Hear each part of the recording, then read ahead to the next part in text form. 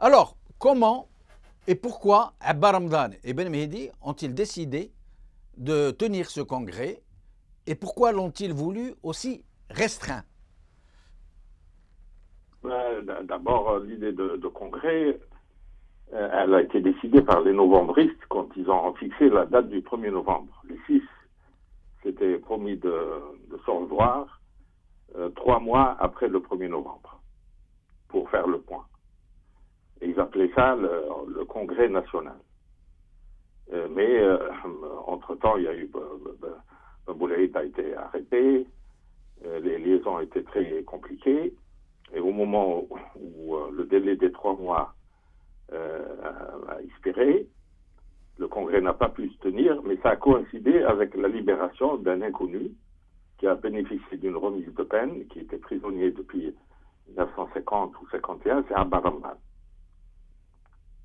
Et Abba Ramdan a été libéré en janvier 55 et il a rejoint à la demande de Karim Qasim et de Ouamran donc la révolution, et il a été le collaborateur de Bitat, donc jusqu'en mars 55, la date de l'arrestation de Bitat. Oui. Oui. Or, Abba Ramdan, on a besoin d'un éclairage particulier sur cette période-là, Oui. qui mérite tout un livre. C'est de 55 à 57 à Alger. Alors, Abba Ramdan n'était pas un novembriste, il n'était pas un chef de zone à l'époque. Le FLN a divisé le territoire algérien en 6 zones qui sont devenues des wilayas après la Soumam. Alors, lui, il n'était pas un chef de wilaya. Parce qu'il était en prison. Il a créé la zone autonome d'Alger. Oui. Pour être du niveau des chefs de wilaya. D'ailleurs, les responsables de la zone autonome ont le grade de colonel. On a été étonné de voir que Yassou Saadi a le grade de colonel. Pourquoi? Parce qu'on voulait que la zone autonome soit du même niveau que les autres wilayas. Ah, d'accord. Oui. Ensuite, c'est Ben Boulaïd, avant son arrestation et après sa libération, qui a chargé ses lieutenants de préparer le congrès national qui devait se tenir à Soukharas, selon une version, et dans une autre ville, dans une autre région des Aurès, qui était protégée par des forêts. Donc c'est Ben Boulaïd qui devait tenir la promesse faite par les novembristes vers le 23 octobre 54. D'accord. Donc Voilà. cette tenue de congrès, d'abord, elle était préparée dès le lancement de la Révolution.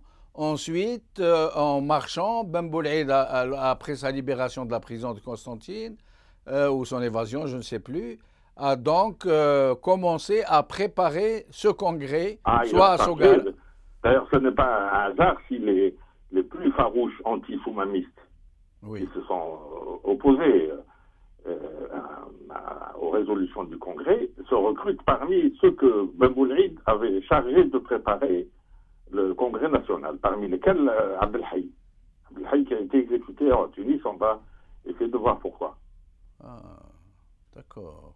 Et alors maintenant, il y a le problème de la participation ou des absents. Alors Ben Bella a dit à plusieurs reprises qu'il était venu à la tête de la délégation extérieure jusqu'à San Remo en Italie, mais que l'agent de liaison n'est pas venu pour les chercher. Il s'était prêt à venir discrètement prendre le risque de se faire coincer pour participer. Donc cette rumeur qui circule, cette hypothèse que Ben Bella aurait refusé de s'y rendre, qu'il ne reconnaissait pas ce congrès, ça ne tient pas, ce n'est pas vrai. Il a voulu s'y rendre et... Non, il n'avait aucune idée des résolutions.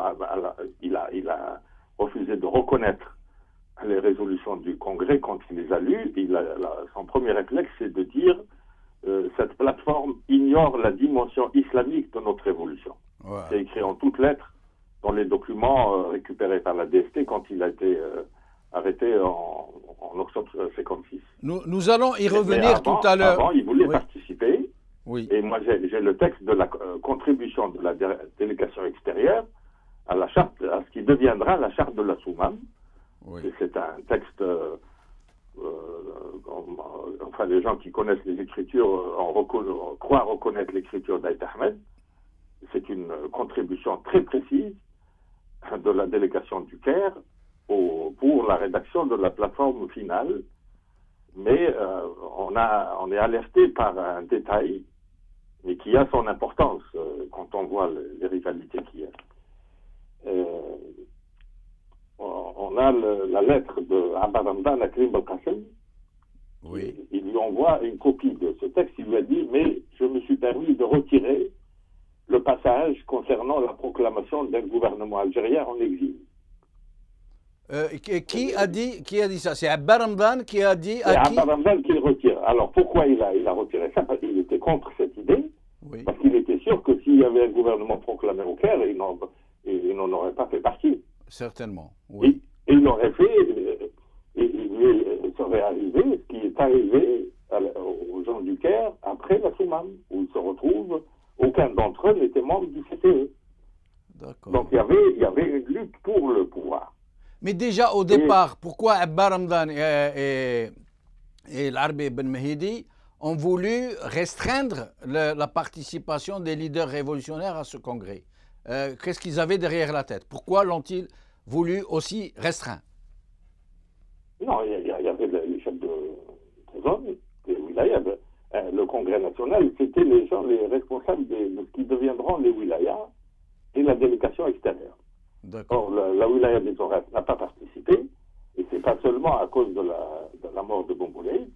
Omar Bomboulaïd était en Kabylie jusqu'en juillet 56, oui, juste à la veille de l'interception de la caravane, là où on a récupéré la bibliothèque ambulante de Karim Belkacem Matal. oui. Donc il y a un paquet de lettres où il y avait un désaccord. Dans les lettres envoyées par Bomboulaïd, c'était avec en tête état-major de l'ALN en bas au reste. Il considérait que le siège de la révolution, c'est dans les Aurès.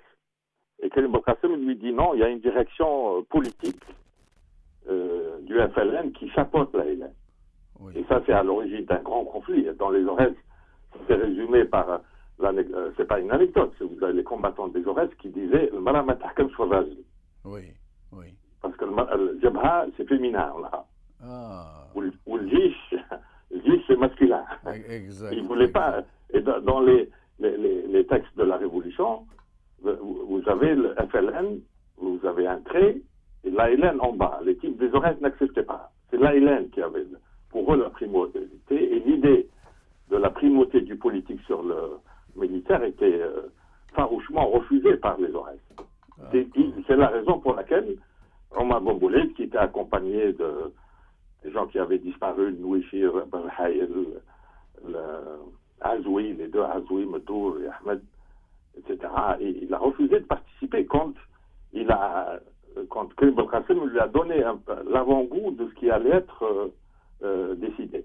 Mais on dit que Omar Bomboulaïd aurait caché la mort de Mostafa Bomboulaïd aux participants au congrès de la Soumam. On dit qu'il ne savait pas, au moment de la tenue du congrès, que Mostafa Bomboulaïd était mort. Il pensait qu'il n'avait pas pu... Il ne pouvait pas la cacher à tout le monde, puisque Zéro Youssouf a été informé en temps réel.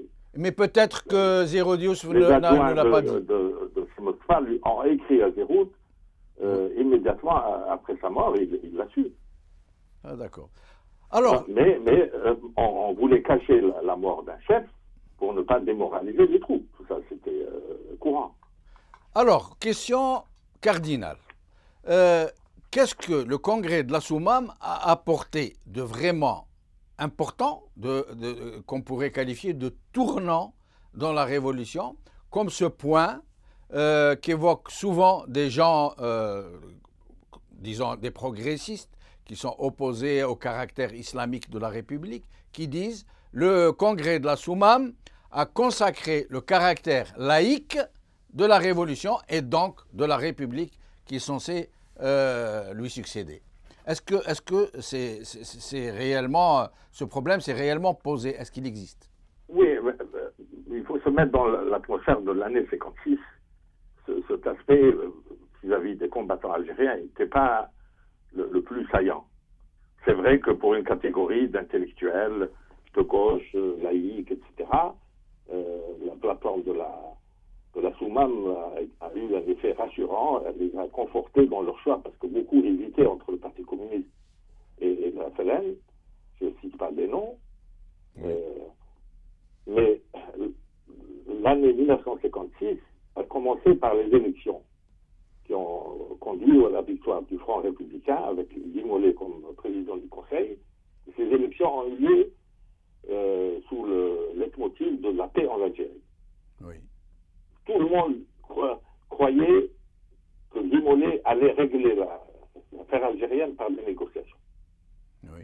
Et d'où la recherche éperdue de ce qu'on appelait l'interlocuteur valable. C'était une formule qui revenait tous les jours sous la plume des éditorialistes. Guy Mollet ne peut pas négocier avec les fanatiques qui parlent de djihad, qui sont dans les oreilles, ce volcan qui embrase toute l'Algérie, etc. Il négocierait avec des interlocuteurs valables, c'est-à-dire qui sachent se tenir à table, qui n'ont pas le couteau entre les dents, qui soient pour la francophonie, etc.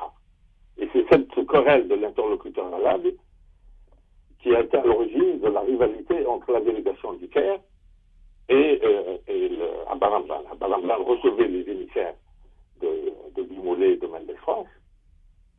Très régulièrement, Ben Haddad était embarrassé par cette question, mais il confirmait. Et il a reçu Fares, il a reçu Steve, il a reçu Maître Verny, qui était l'avocat proche de Mendes.